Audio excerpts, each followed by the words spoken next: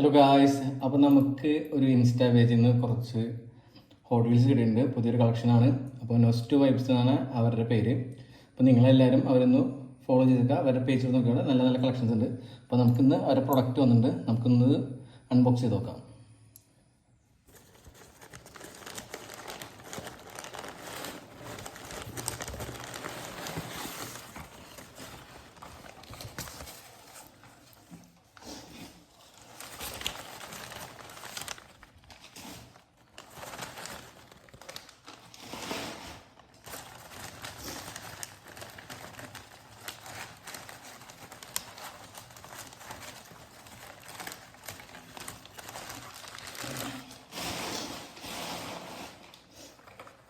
അപ്പോൾ ഗായ്സ്, ഇതാണ് മോഡൽസ്.